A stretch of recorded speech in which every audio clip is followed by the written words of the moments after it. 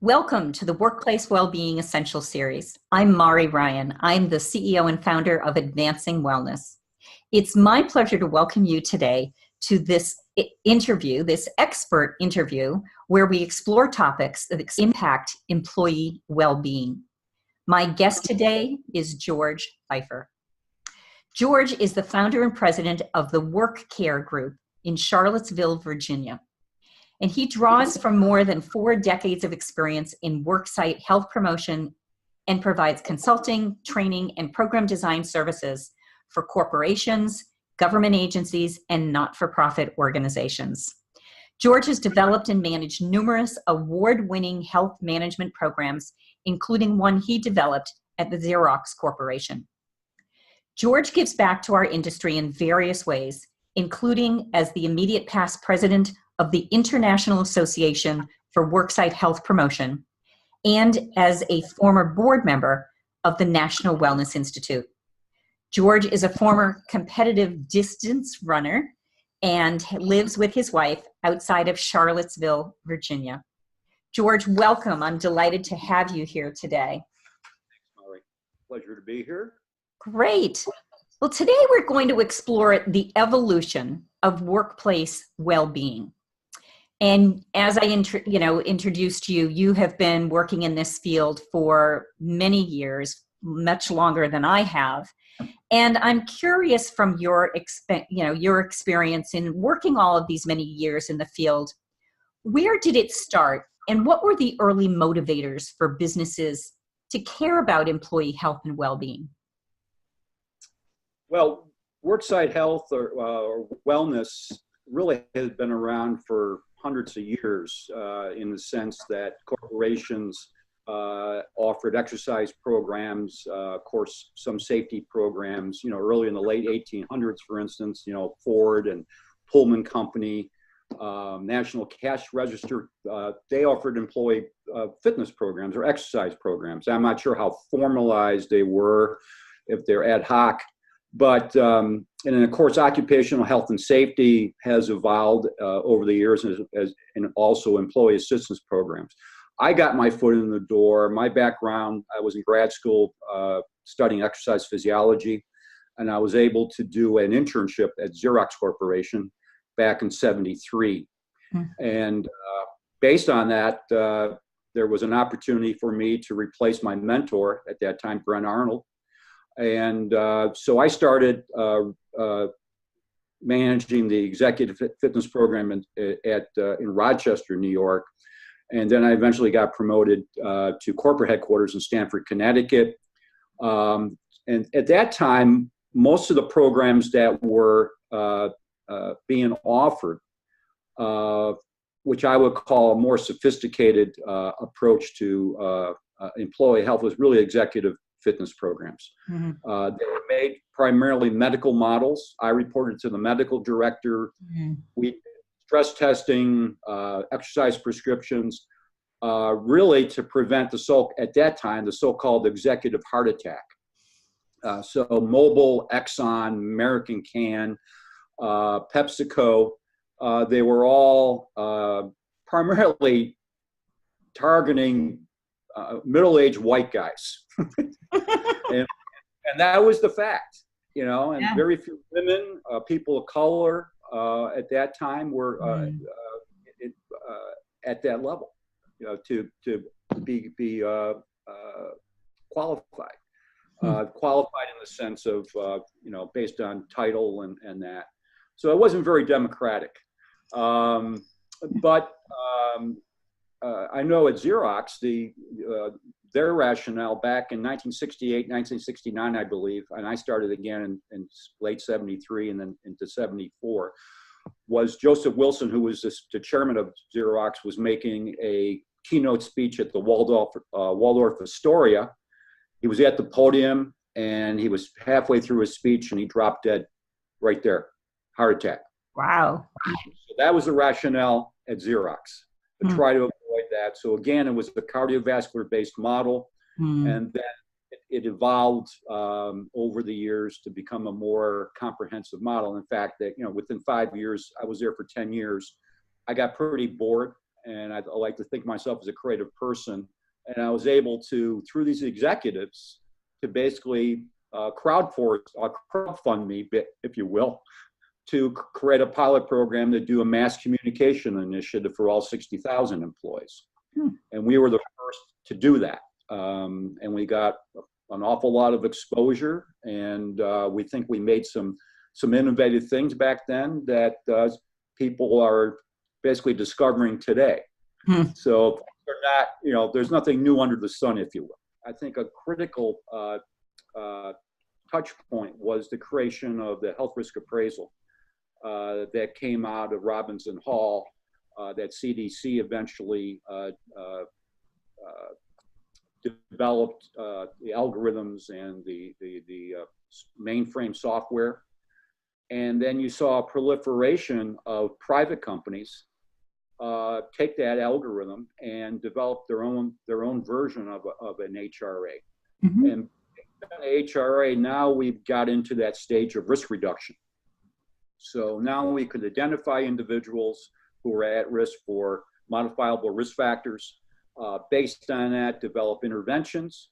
And so now we were moving from basically an exercise-focused program to a more comprehensive risk reduction model. So I think that was a critical turning point for worksite health. We also found out very quickly that HRAs in themselves don't change behavior. Right. So you need a more comprehensive model around individualized coaching and so on. And today we're more into the culture, the environmental supports, and so on.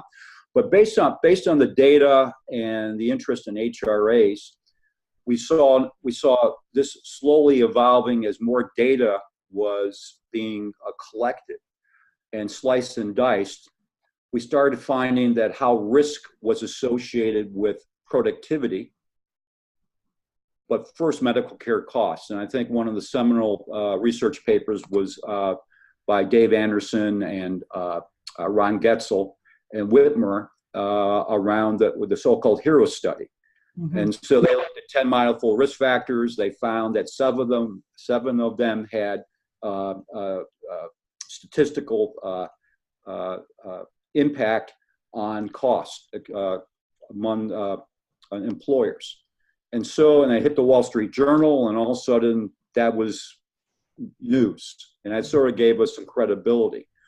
And I think out of that, health and productivity management evolved. So again, health and employee productivity is basically joined at the hip. And that work by Dee Ennington and Wayne Burton, who was at Capital One at the time, they started doing a number of research papers, published research papers that again showed how not just health affected direct medical costs, but more importantly, those indirect costs. So disabilities, workers' comp claims, and this whole concept of presenteeism, that people are on the job, but they're not necessarily into their jobs because most of it was around some kind of health issue. So out of that, the business case started to be more broad. And then from that, we realized that targeting individuals, which makes sense, but just targeting the people who are high cost is erroneous from a program design perspective. And so population health management evolved out of health and productivity management, in my opinion, where we have to address the entire population of employees and also dependents if they're being covered. And so you can't, your low risk people today are a proportion of them are going to be high risk tomorrow. Dee Ennington always had the mantra is keep the healthy healthy. He called that, that's your market share. And the more you can increase that market share of your healthy population, you're saving money. It's a currency, if you will, that you buy more productivity and so on and so forth. That's great. Appreciate that. And it's interesting to see how we've moved from health promotion and population health to wellness. and now to well-being. Where do you see the field going at this point? Well, wellness has been around for a long time. Bill Hetler from the who founded the National Wellness Institute at Stevens Point, University of Wisconsin, Stevens Point, came up with his 8 dimensions back in 1976. But I think that we basically got the message that you need to manage the total person, or support, not manage, but support the total person. I think the well-being model that, for instance, the Gallup folks came out with in the book Well-Being, 5 dimensions, basically is really addressing the same stuff, that we're really trying to look at total person, and how can we provide information and support to help them basically live a better life. And a byproduct of that is hopefully they're a better worker, a better parent, a better friend, more involved in the community. So I think that that is a positive thing. I think that as we're getting more involved with the let's call it well-being today, we're finding that measuring it. Gallup has their instruments and their protocols, but ROI for most organizations is very difficult to measure. As you know, it costs more to have an ROI study than programs. Right.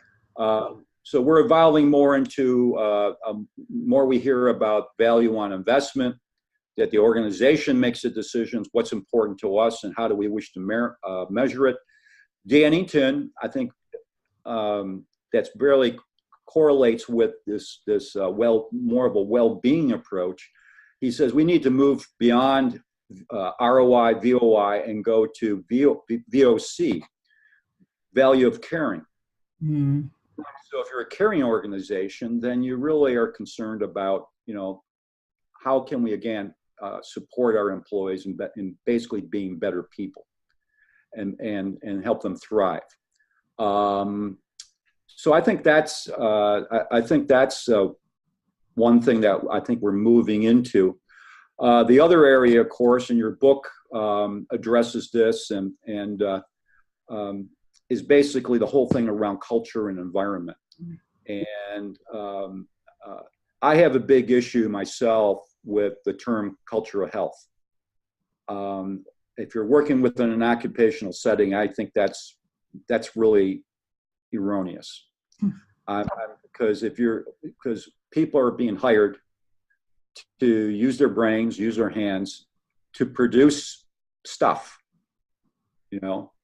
ideas, being creative, or getting down to nitty gritty. If manufacturing, so I really like to think that worksite well-being or health promotion is part of a bigger piece where we're trying to create a culture of engagement.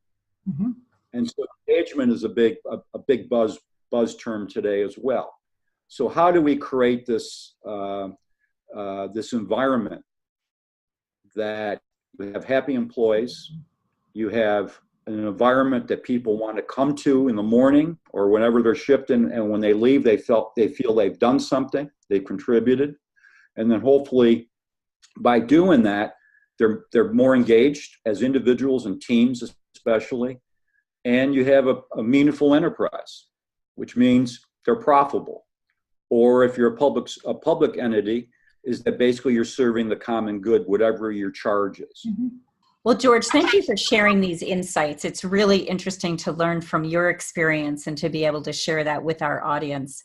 If our audience wants to learn more about you or your work, how can they best get in touch with you? Sure. You can email me at georgeworkcare@earthlink.net. That's georgeworkcare@earthlink.net. Fabulous. Well, thanks again for being here today. It's always a pleasure to spend time with you.